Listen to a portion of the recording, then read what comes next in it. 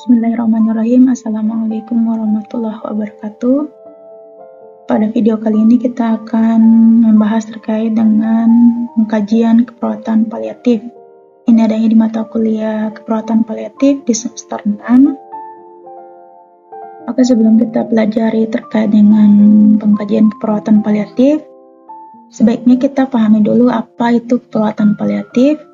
Mungkin sebelumnya sudah pernah dijelaskan bahwa perawatan paliatif merupakan perawatan total atau menyeluruh atau holistik yang dilakukan secara aktif terutama pada pasien yang menderita penyakit yang membatasi hidup. Maksudnya membatasi hidup ini adalah penyakitnya tersebut membuat pasien tersebut tidak dapat beraktivitas seperti sebelumnya ataupun mungkin tidak produktif lagi. Makanya diberikan perawatan paliatif agar bisa produktif dan bisa memiliki kualitas hidup. Dan perawatan paliatif ini bukan hanya diberikan kepada pasien, akan tetapi diberikan kepada keluarga pasien. Sehingga keluarga pasien dapat menerima penyakit yang diderita oleh anggota keluarganya dan bisa memberikan dukungan kepada anggota keluarganya yang menderita penyakit tersebut. Nah, perawatan paliatif ini juga dilakukan oleh tim secara interdisiplin. Maksudnya interdisiplin di sini adalah perawatan paliatif dilakukan oleh beberapa tenaga medis yang terbentuk dalam satu tim untuk satu pasien, seperti itu. Nah, penyakit paliatif ini diberikan kepada pasien yang menderita penyakit yang sudah tidak dapat lagi berespon terhadap pengobatan atau pasien yang mendapatkan intervensi untuk perpanjangan masa hidup. Nah, perawatan paliatif ini bertujuan untuk mengurangi beban dari pasien dari gejala dan meringankan tekanan psikososial pada pasien dan keluarga. Nah, tujuan yang paling utama dari perawatan paliatif ini adalah untuk meningkatkan kualitas hidup dari pasien tersebut. Kita masuk di pengertian pengkajian keperawatan paliatif. Merupakan keterampilan atau kegiatan untuk mengumpulkan data pasien dan keluarga pasien paliatif yang spesifik mengkaji tentang gejala-gejala yang biasa dialami oleh pasien-pasien paliatif, seperti gejala nyeri, fatigue atau kelelahan, gejala dyspnea atau sesak nafas, kemudian gejala depresi, gejala delirium yang dialami oleh pasien. Delirium ini merupakan penurunan kesadaran, di mana pasien terjadi penurunan kemampuan berpikir dan berkonsentrasi. Kemudian gejala-gejala lainnya. Sebelum kita melakukan pengkajian keperawatan paliatif, sebaiknya kita lakukan dulu screening pasien paliatif. Pada screening perawatan paliatif, merupakan proses untuk menetapkan kondisi pasien itu masuk dalam fase terminal atau masuk dalam perawatan paliatif atau tidak. Nah, pada screening ini, yang kita lakukan adalah melakukan scoring. Scoringnya itu dari jumlah beberapa item, yaitu penyakit dasar, kemudian penyakit komorbiditas, kemudian status fungsional, dan kriteria lain yang perlu dipertimbangkan.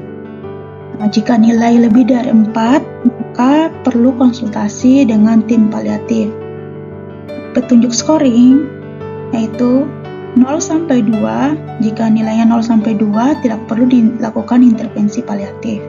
Jika scoringnya dari semua item itu adalah 3, maka perlu dilakukan observasi lebih lanjut untuk melihat apakah pasien ini dapat diberikan paliatif atau tidak. Kemudian jika scoringnya itu 4 atau lebih dari 4, maka perlu dilakukan konsultasi pada tim paliatif untuk merencanakan intervensi paliatif apa yang akan diberikan kepada pasien. Berikut penjelasan terkait dengan pemberian scoring. Pada screening pelayanan paliatif, ada beberapa item yang perlu kita nilai untuk menentukan scoring apakah pasien tersebut akan diberikan pelayanan paliatif atau tidak. Nah, untuk item pertama adalah penyakit dasar. Ini terdiri dari beberapa poin yang perlu kita nilai. Masing-masing ini kita berikan skor 2 jika terjadi sama pasien.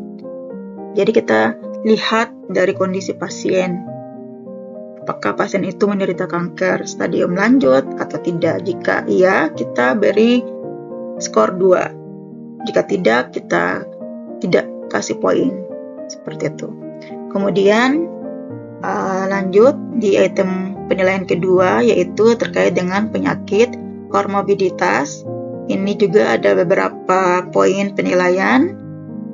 Kita lihat apakah pasien itu terdapat penyakit hati kronis, atau penyakit ginjal moderat, atau PPOK moderat, dan sebagainya. Nanti masing-masing poin ini kita berikan skor 1 jika terjadi pada pasien atau pasien mengalami hal tersebut. Kemudian item ketiga yang perlu kita lakukan screening yaitu terkait dengan status fungsional pasien. Ini menggunakan skala GOG. Ini ada beberapa item yang perlu kita nilai. Ini sudah ada masing-masingnya untuk scoringnya. Jika pasien aktif penuh, kemudian mampu melakukan kegiatan tanpa hambatan seperti sebelum dia sakit, maka kita berikan skor 0. Kemudian jika pasien dalam beraktivitasnya terbatas, kemudian dalam melakukan aktivitas yang berat itu terbatas, kemudian mampu berpindah tapi masih mampu berpindah, kemudian melakukan aktivitas ringan seperti pekerjaan rumah dan pekerjaan kantor yang ringan, kemudian rawat jalan, maka kita berikan dia skor 1. Untuk pasien yang rawat jalan, kemudian mampu melakukan perawatan diri dan bergerak, namun tidak mampu melakukan pekerjaan lainnya, kemudian bangun lebih dari 50% dari waktu terjaga. Ini maksudnya terjadi gangguan pola tidur ya. Jika sebelum sakit dia 100% untuk tidur, kemudian waktu terjaganya tidak terjadi, kemudian pada saat dia sakit dia lebih banyak untuk terbangun dan terjaga. Kemudian kita berikan skor 2. Nah, jika pasiennya hanya mampu melakukan perawatan diri yang terbatas, kemudian hanya di antara tempat tidur dan kursi, kemudian lebih dari 50% dari waktu bangun, maka kita kasihkan skor 3. Ini dia hanya bisa melakukan aktivitasnya di tempat tidur dan kursi. Kemudian selanjutnya ketidakmampuan secara total. Pasien tidak bisa melakukan perawatan diri sendiri, harus dengan bantuan dari orang lain. Total berada di tempat tidur atau kursi. Nah, kondisinya ini berat, sehingga perlu bantuan dari orang lain untuk melakukan perawatan diri maupun yang lainnya. Kita berikan scoring 4, ini berat ya kondisinya. Kemudian selanjutnya adalah meninggal dunia. Nah, kalau ini meninggal dunia berarti sudah tidak bisa melakukan apapun, jadi kita berikan skor 5. Tetapi kalau sudah skor 5 ini berarti pasiennya sudah meninggal seperti itu. Dan tidak perlu kita berikan perawatan paliatif, mungkin nanti ke keluarganya saja, seperti itu. Selanjutnya penilaian terkait dengan kriteria lain yang perlu dipertimbangkan. Ini ada beberapa poin ya yang perlu kita nilai. Ini masing-masing kita beri skor 1 jika terjadi sama pasien. Kemudian kita lihat apakah pasien itu tidak akan menjalani pengobatan kuratif, makanya kita kasih poin 1. Nanti disesuaikan dengan kondisi dari pasien. Jika iya, kita kasih poin atau skor 1 masing-masing ini. Kemudian nanti ini ada total dari semua item yang kita sudah lakukan penilaian. Apakah scoringnya 0 sampai 2 atau lebih dari 4 tadi. Jika 0 sampai 2 berarti tidak dilakukan perawatan paliatif. Jika totalnya 3 dari semua item yang sebelum-sebelumnya tadi, maka perlu dilakukan observasi. Jika itemnya 4, jika skornya 4 dan atau lebih, maka kita perlu konsultasikan ke tim paliatif untuk merencanakan perawatan paliatif selanjutnya, seperti itu. Selanjutnya kita masuk pada pengkajian keperawatan paliatif.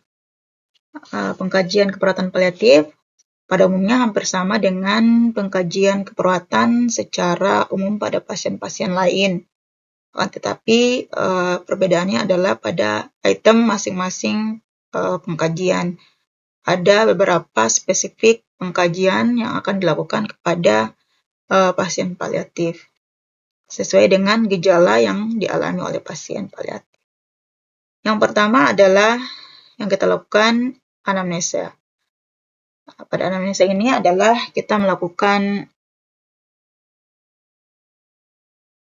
pertanyaan ataupun pengkajian dengan cara wawancara pada pasien. Yang perlu kita kaji pada saat anamnesa ini adalah data demografi, dimulai dari nama, kemudian tempat tanggal lahir, alamat, agama, dan lain sebagainya terkait dengan data demografi. Kemudian riwayat penyakit masa lalu, apakah pasien ini pernah menderita penyakit yang sama atau pernah dirawat di rumah sakit sebelumnya atau tidak. Kemudian riwayat penyakit keluarga dan lain-lain. Nanti kita bahas lebih lanjut masing-masing itemnya. Kemudian adalah pemeriksaan fisik. Yang perlu kita kaji di pemeriksaan fisik adalah tingkat kesadaran, tanda-tanda vital, head to toe, dan pemeriksaan khusus kasus paliatif. Yang ketiga, hasil pemeriksaan penunjang. Ini pemeriksaan lab, USG, ataupun ronsen. Oke, kita masuk di anamnesa. Pertama, anamnesa yang perlu kita kaji adalah data demografi, dimulai dari nama, umur, jenis kelamin, agama, alamat, pekerjaan, pendidikan, status perkawinan, suku bangsa, tempat tanggal lahir, dan lain-lain. Kemudian riwayat penyakit masa lalu, apakah pasien ini pernah dirawat dengan penyakit yang sama atau tidak. Kemudian riwayat penyakit keluarga, kita kaji apakah anggota keluarga yang lain menderita ataupun ada yang menderita terkait dengan penyakit yang sama pada pasien. Kemudian status kesehatan sekarang, yaitu terkait dengan penyakit yang diderita oleh pasien saat ini. Kemudian pengobatan yang pernah atau sedang dilaksanakan. Ini berupa kemoterapi yang sedang dijalani, kemudian penggunaan ARV atau antiretroviral ini untuk pasien-pasien yang HIV/AIDS. Kemudian pembedahan dan sebagainya.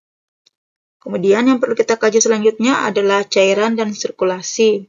Kita perlu kaji, tanyakan bagaimana terkait dengan pernapasannya, apakah mengalami sesak nafas atau tidak, kemudian neurosensorinya, kemudian sistem pencernaannya pada saat sebelum dan sesudah sakit, seperti apa, apakah ada perubahan, terjadi konstipasi atau tidak. Kemudian eliminasi, apakah terjadi gangguan pada saat buang air kecil atau tidak. Kemudian integumen, ini terkait dengan kondisi kulit. Kemudian reproduksi, apakah sebelum dan sesudah pada saat menderita penyakit terjadi perubahan terkait dengan sistem reproduksinya.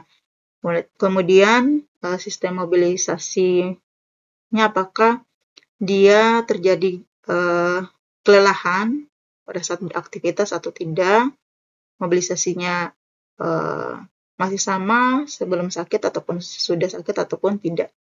Kemudian dari makannya, kemudian minumnya, kemudian kebutuhan personal hygiene-nya seperti apa sebelum dan sudah sakitnya, Kemudian kebutuhan istirahat tidurnya, apakah sebelum sakit seperti apa dan apakah sesudah sakit terjadi perubahan pola tidur atau tidak. Kemudian segi komunikasi, yang perlu dikaji lagi selanjutnya adalah faktor keamanan dan lingkungan. Kemudian faktor psikologi ini perlu sekali pada pasien-pasien paliatif ini untuk faktor psikologi, sosial, ekonomi, budaya, dan spiritual ini harus lebih spesifik dikaji karena ini berkaitan dengan penyakit yang dideritanya untuk bisa meningkatkan kualitas hidup dari pasien. Selanjutnya adalah pemeriksaan fisik. Ini hampir sama dengan pemeriksaan fisik pada pasien-pasien yang lain ya. Yang perlu kita kaji adalah tingkat kesadaran, apakah pasiennya dalam keadaan kosmetis atau tidak, atau terjadi delirium, atau seperti apa. Kemudian tanda-tanda vital nanti kita bahas lebih lanjut. Ini kita bahas ya. Pemeriksaan fisik, keadaan umum, dan tingkat kesadaran. Seperti yang saya sudah katakan sebelumnya, apakah pasien dia kosmetis, sadar, atau dalam keadaan delirium, terjadi penurunan kesadaran, sehingga tidak berkonsentrasi ataupun tidak fokus dengan lingkungannya. Kemudian tanda-tanda vital. Tanda-tanda vital ini yang perlu kita kaji yaitu tekanan darah, pernapasan, nadi, kemudian suhu tubuh dari pasien. Kemudian pemeriksaan fisik head to toe, kemudian dari kepala sampai kaki yang perlu kita lakukan pemeriksaan fisik, baik secara auskultasi, perkusi, palpasi, dan inspeksi. Oke, selanjutnya adalah pemeriksaan khusus. Ini yang saya katakan tadi di awal terkait dengan perbedaan dari pengkajian perawatan paliatif dengan penyakit yang lain di sini, yaitu pemeriksaan khusus pada kasus paliatif. Pemeriksaan khususnya ini kita nilai terkait dengan tingkat kesadarannya, ini delirium ya, terjadi penurunan kesadaran dalam hal konsentrasi dan fokus untuk lingkungannya. Itu kemudian kita lakukan pemeriksaan khusus terkait dengan nyerinya, mulai dari tempatnya, skalanya, daerah tempatnya ini maksudnya daerah terjadinya nyeri, kemudian skalanya, kualitasnya, kemudian kapan terjadinya nyeri, seperti itu. Kemudian ada gejala fatigue atau kelelahan yang terjadi sama pasien paliatif. Kemudian dyspnea atau sesak napas, dan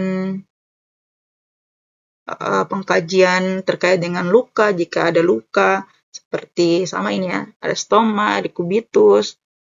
Ini biasanya pada pasien-pasien yang tirah baringnya cukup dalam waktu yang lama, sehingga terjadi namanya dekubitus. Kita perlu nilai. Kemudian adanya edema ekstremitas, ascites, ini terjadi adanya tekanan di daerah abdomen. Kemudian dan gejala utama lainnya.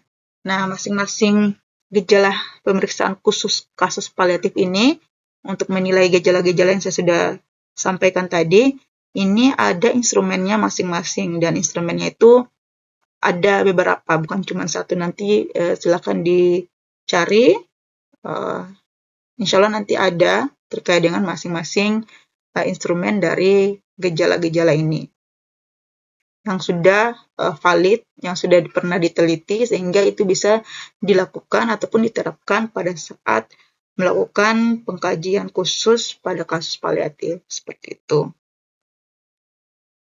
Kemudian hasil pemeriksaan penunjang. Pada hasil pemeriksaan penunjang ini ada berapa, dilihat dari hasil pemeriksaan darah lengkap atau di lab. Itu perlu kita lihat terkait dengan gula darahnya, apakah rendah atau normal atau tinggi. Kemudian kita lihat fungsi-fungsi organ tubuh lainnya seperti fungsi liver atau hati, kemudian fungsi ginjal, jantung, dan sebagainya. Kemudian terkait dengan pemeriksaan biopsi, ini kita untuk melihat apakah adanya tumor atau tidak. Kemudian USG, kita bisa melihat apakah adanya massa ataupun kelainan organ, dan sebagainya.